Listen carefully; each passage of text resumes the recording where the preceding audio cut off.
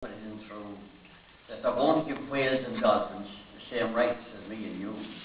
And some would even advocate giving them the vote. So canvassers and tallymen, please take note. And at the circus, the trapeze artist must wear protective gear, and the ringmaster will be known as the site engineer. Now, if you're an alcoholic, you never would have guessed that you'd be an anti-sobriety activist, though you'd hardly be impressed.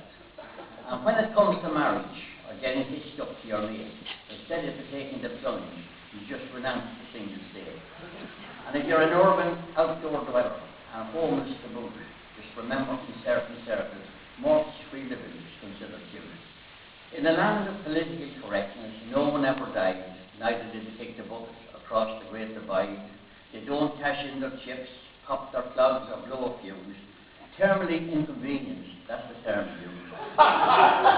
Like when grandfather went, they didn't pronounce him dead, permanently static, that was what they said. And some even said he was mortally ensnared, while a further contribution said he was living impaired. My personal opinion was they had become permanently stiff. Unofficially he had gone on a trip. Yes, we live in a world that's gone decidedly queer, where the main man is now a sanitation engineer. Whereas Granny was a gossip of undoubted reputation, to be calling her a transmitter of near factual information.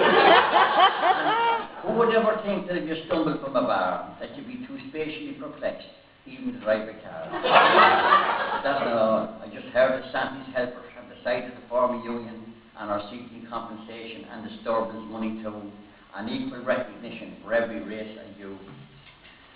And I believe they're not too happy at being categorized as elves when vertically challenged is how they see themselves.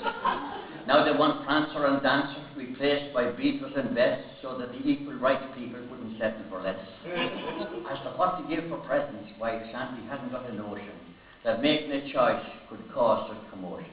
Nothing made of leather, nothing made of fur, nothing for him, nothing for her. Nothing that might be construed to pollute, nothing to bind, nothing to shoot. Nothing that cloud or made lots of noise, nothing for the girls, nothing for the boys. No wonder then the Santa was looking so perplexed. He stood there, he just couldn't figure out what to do next.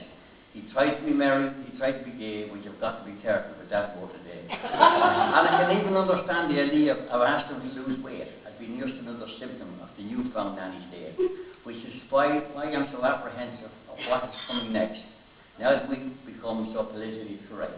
But wait, and yet, there's one more thing. Yes, what they call a fairy in this crazy world of ours, but a petite airborne humanoid with magical power.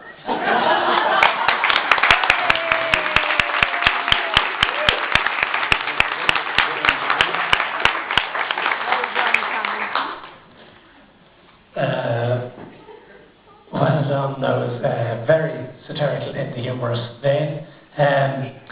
I like the verses on Santa not being able to make presents from fur or leather or anything that could pollute or shoot or make noise. It sounds like a description of a Green Party manifesto. Not from that, though.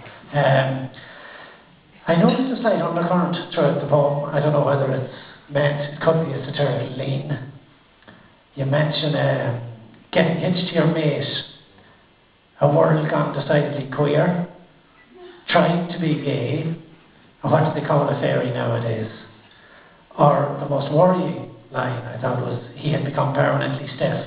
But I have to admit I found it that was very cleverly written. Well done.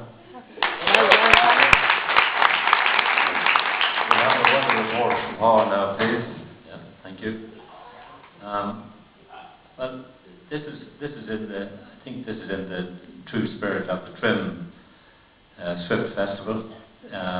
There's a lot of irony in here and satire, and you know, Tommy might have it right in the sense that you know, have we gone overboard with the PC thing? You know, you've often wondered lately, and they developed when I was growing up. There were clear distinctions like Mr., Mrs., and Ms., and now it's a kind of a hybrid Ms., you know.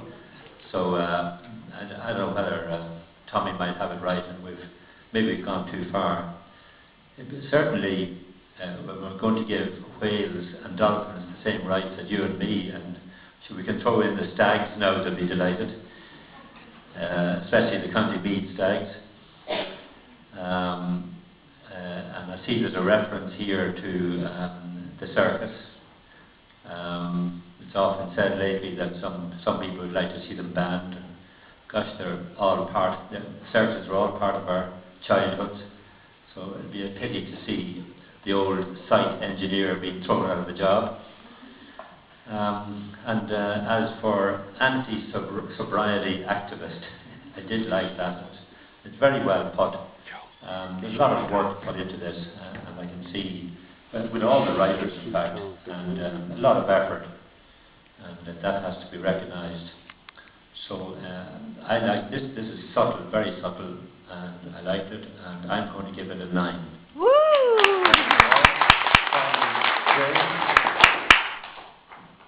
I'm going to give this an 8. Tommy, that was a very nice poem. As the teachers have said, it's very much in the spirit of the Trim Swift Festival. It's particularly in the spirit of Swift. He would be a great man for picking holes in the way we use language and terminology today. And that's what you're doing. You're having a lot of fun with that language and terminology.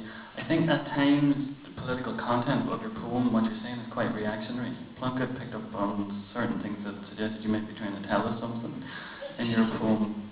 And sometimes you're campaigning against political correctness. You know, your whole diatribe against the unionisation of Santa's elves, I find that very kind of conservative and right-wing. We do live in an age that does find things to language, but we live in an age where people have more rights and more freedoms than they did before. I'll stop ranting and I'll give you an 8. Well done. Sorry, I'll give you an 8 as well. Thank you very much. 3 minutes, 19 seconds, well within the time. Finally, ladies and gentlemen, we come to the last speaker of the afternoon, representing the Boyne Writers Group.